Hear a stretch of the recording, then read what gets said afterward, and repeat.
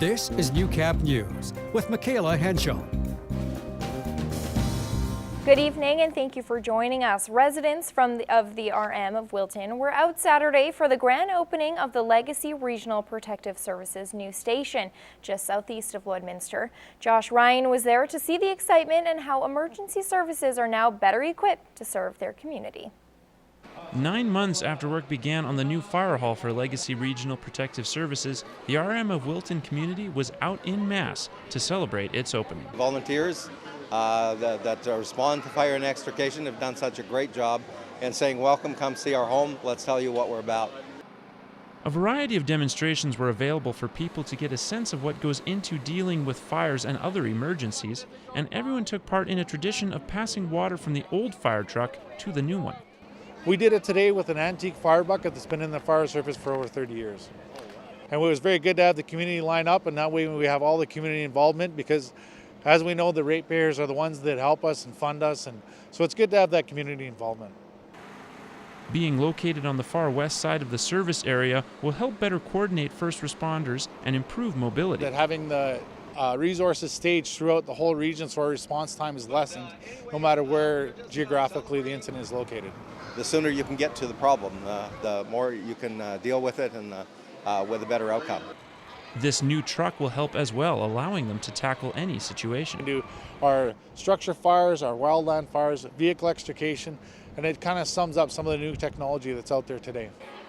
The building is now around 90% complete, so the focus shifts to future planning. All our large equipment is in, the building is in. There are some long-term accounting things to do, some boards to form in terms of long-term management and set up that way, but we're happy to be this far. Josh Ryan, Newcap News. It's the longest network of its kind, connecting Canadians from coast to coast. What began as a bold dream now has communities across the country celebrating 25 years of the Great Canadian Trail.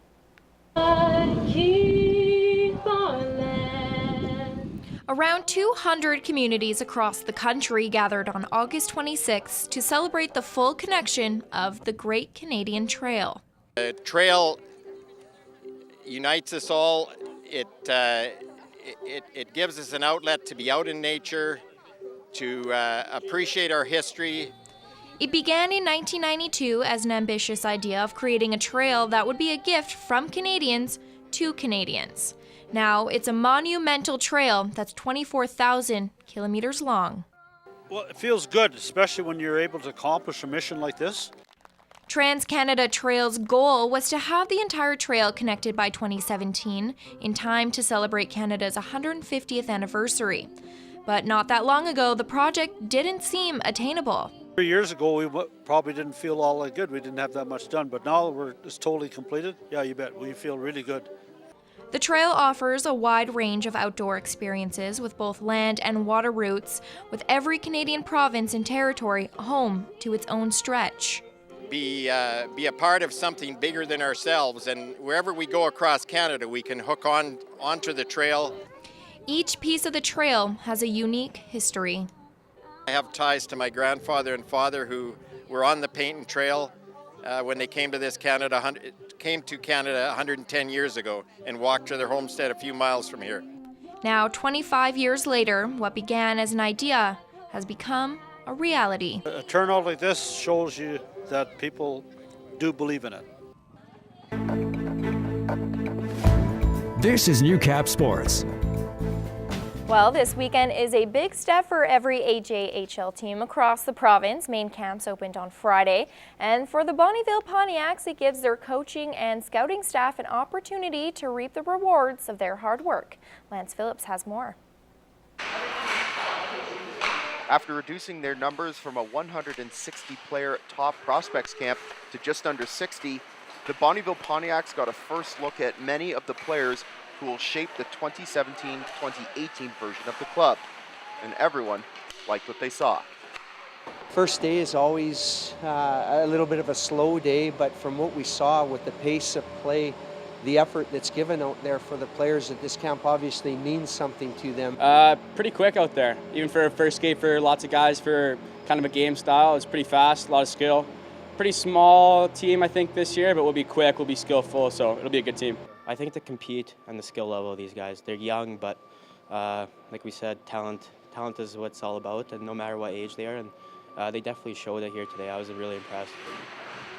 One player many are impressed with is Kirby Proctor.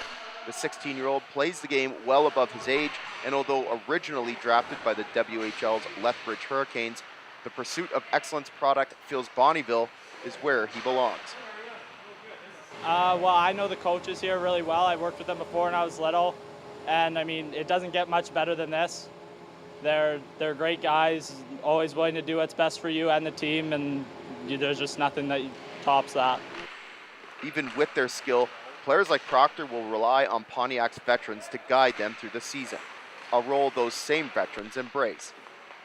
I think just show them the work ethic every day that you have to bring to play at this level. Going into the third year here, I think the biggest thing is just competing every night against bigger, stronger guys. So I think just working hard every day is probably the biggest thing, and I'll lead by example on the ice. Not much of a talker, so definitely lead by example. Definitely trying to be a role model. My first year, I looked up to Bobby McMahon a lot. He's gone on to a few NHL development camps now, so he's a great guy to follow. Just being with him every day, being on his line, kind of learning from him. So hopefully I can do that with some younger guys this year too. They get an opportunity to step into a leadership role. They get an opportunity to be able to help the coaching staff mentor our young guys about how we do things and why we do things and the way we do things. And then those guys ultimately will be in a different scenario than maybe teams in the past, because there's fewer of them and more young guys to be able to mentor. At least one of the 56 players at this year's camp is a lock to be a Pontiac when the season opens September 15th. Second-year goaltender Sandro Sylvester finished the 2016-17 campaign with a .256 goals against average and a .907 save percentage. It's the kind of work that made Swan simply say, he's our guy. And he'll need to be to help his team earn wins with a defense core that's touting just one returning player. Lance Phillips, Newcap Sports, Bonnyville.